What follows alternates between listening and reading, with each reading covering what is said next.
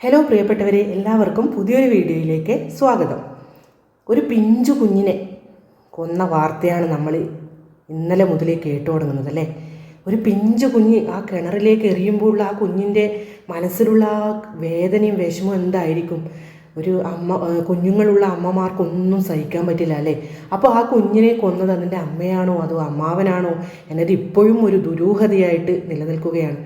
ആ വാർത്ത കേട്ടപ്പോൾ തന്നെ നെഞ്ചിലൊരു വിങ്ങലാണ്. ഈ കേരളത്തിൽ എന്തൊക്കെയാണ് സംഭവിക്കുന്നത് നിങ്ങൾ ആലോചിച്ച് നോക്ക്.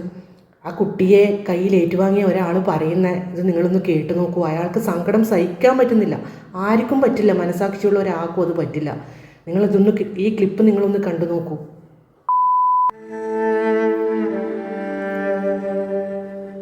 ഇന്നലെ ഞങ്ങൾക്ക് ബോഡി കണ്ടു. സഹിക്കാൻ പറ്റുന്ന കാര്യമാണ്. എൻ്റെ പിള്ളേർ ഉറങ്ങും പോലെ നടക്കും, ഇങ്ങനെ ഉറങ്ങി കിടക്കും പോലെ. എങ്ങനെ തോന്നി മനസ്സിൽ നോക്കുക. അല്ലെങ്കിൽ ആരായാലും ഈ ചെയ്ത് ആളെ നമുക്കറിയാം. ആരായാലും ഒരിക്കലും ഹരിയെന്നൊരു പയ്യൻ ആ കൊച്ചിനെ കൊല്ലില്ല, ഉറപ്പാണ്. കള്ള 56 ലക്ഷം രൂപ കടം വരെ എങ്ങനെയാണ് കടന്നത്? ഒരു വീട് വെച്ചില്ല, അല്ലെങ്കിൽ വേറെ ഒരു ആണവ ജീവിതമല്ല. ഇങ്ങനെ ഇവർക്ക് കടന്നത് അറിയണം, നാട്ടുകാർ ഞങ്ങൾക്ക് അറിയണം. കാര്യം ഇവരെങ്ങനെ ഈ കൊച്ചിനെ എന്തിനാണ് കൊന്നത്? 2.5 വയസ്സായ കൊച്ചിനെ അവരെന്താണ് കൊന്നത്? ഈ നമ്മളെ ഈ പ്രദേശത്ത് ആദ്യമായിട്ടുള്ള സംഭവമാണത്. ഇതുപോലെ ഇനി അടുത്തും ഇതുപോലെ ഒരു കൊച്ചിനും ഒരു തള്ളയും കൊല്ലല്ലേ. അതിനു വേണ്ടി എന്ത് കോടതിയിലെ നിയമം എന്തെടുത്താലും ചെയ്തവരാ തൂക്കിക്കൊല്ലുക, ഇവിടെ തൂക്കിക്കൊല്ലുക, അത്രേ പറയുള്ളൂ. പാവല്ലേ, കൊച്ചല്ലേ, 2.5 വയസ്സായ കൊച്ചല്ലേ. അവനൊക്കെ എന്ത് എത്രയോ വർഷം ജീവിക്കാൻ പിള്ളേര് അല്ലേ, അവിടെ തൂക്കിക്കൊല്ലുക. നിങ്ങളിത് കേട്ടില്ലേ? എന്തിനാണ് ഈ ക്രൂരതയൊക്കെ ഇങ്ങനെ ചെയ്യുന്നത്? പ്രസവിച്ചാൽ മാത്രം മതിയോ? നോക്കാൻ പറ്റാത്തവളുമാരൊന്നും തന്നെ പ്രസവിക്കാതിരിക്കുന്നതാണ് നല്ലത്. എന്തിനാണ് പ്രസവിക്കുന്നത്? ഇങ്ങനെ മക്കളെ പ്രസവിച്ചിട്ട് ഇതുപോലെ കൊല്ലാനാണെങ്കിൽ എന്തിനാണ് പ്രസവിക്കുന്നത്?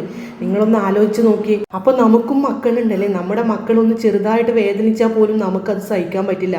അപ്പോൾ എങ്ങനെയാണ് ആ കുഞ്ഞിൻ്റെ മുഖം കണ്ടാൽ എങ്ങനെയാണ് അതിനെ കൊല്ലാൻ തോന്നുന്നത്? അതിനെ എങ്ങനെയാണ് കൊല്ലാനൊക്കെ? ആ ചെറിയ കുഞ്ഞിന് എന്തുമാത്രം ആഗ്രഹങ്ങളും പ്രതീക്ഷകളും. അത് വളർന്നു വരേണ്ട ഒരു കുഞ്ഞാണല്ലേ.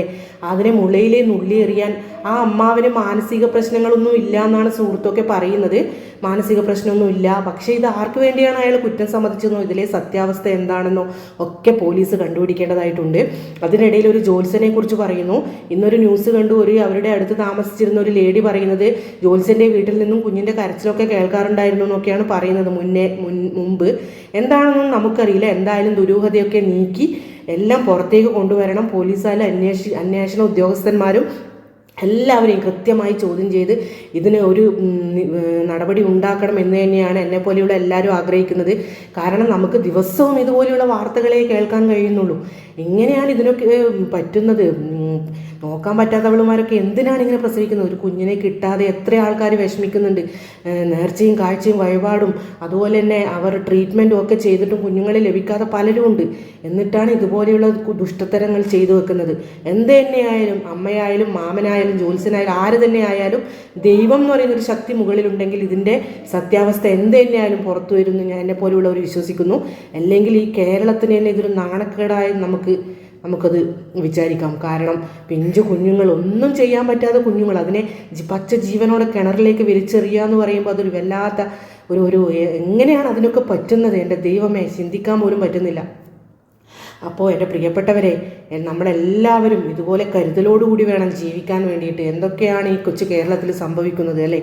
അപ്പോൾ എന്നെപ്പോലെയുള്ളവർക്ക് ഇത്ര മാത്രമേ റിയാക്ഷൻ വീഡിയോയിൽ ഇത്ര മാത്രമൊക്കെ പറയാനൊക്കെ പറ്റുകയുള്ളൂ. കൂടുതലൊക്കെ പറയേണ്ടത് പോലീസും ആൾക്കാരൊക്കെയാണ്.